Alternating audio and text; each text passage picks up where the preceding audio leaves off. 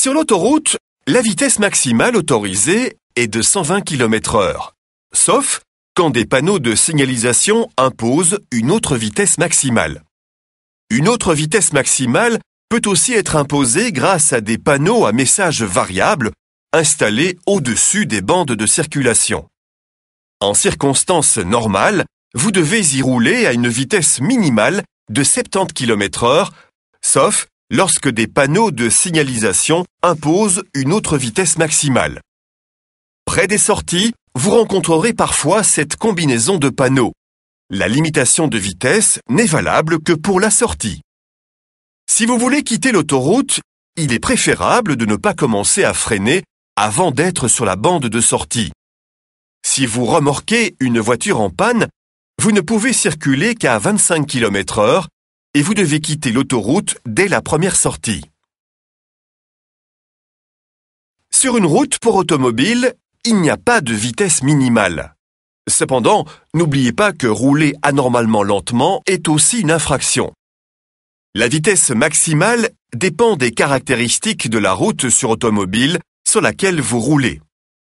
S'il y a au moins 2 fois 2 bandes de circulation, divisées par une berme centrale, alors vous pouvez circuler à 120 km/h, sauf quand les panneaux de signalisation imposent une autre vitesse maximale. Si vous circulez en agglomération, votre vitesse ne peut pas excéder 50 km/h. Si la route pour automobile est divisée en 2, 3 ou plus de bandes de circulation, et celles-ci sont séparées par des marques routières, alors la vitesse maximale autorisée est de 90 km/h, sauf quand les panneaux de signalisation imposent une autre vitesse maximale.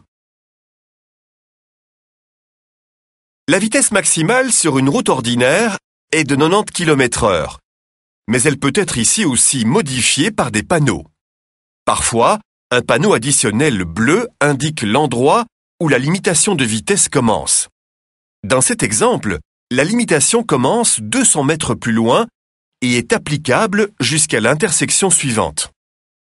Sachez que les routes nationales sont des routes ordinaires. Dans une zone résidentielle, les piétons peuvent marcher sur la chaussée et les enfants peuvent y jouer. C'est pourquoi l'on ne peut y circuler qu'à 20 km/h. En agglomération, la vitesse est limitée à 50 km/h. Mais comme vous le savez, les panneaux peuvent imposer une vitesse maximale plus élevée ou plus réduite. Dans une zone, vous ne pouvez pas excéder la vitesse indiquée à l'accès de la zone, ni de jour, ni de nuit. Les obligations des panneaux de zone électroniques ne sont applicables que quand le panneau est allumé. Le dispositif surélevé est généralement annoncé par ce signal de danger. Ce signal d'indication se trouve à proximité du dispositif. La vitesse maximale autorisée sur un dispositif surélevé est de 30 km/h. Pour l'examen, vous devez bien connaître la différence entre ces 3 panneaux.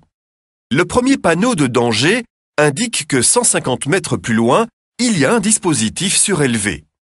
Dans la deuxième image, le panneau additionnel indique que le dispositif surélevé se trouve 200 mètres plus loin.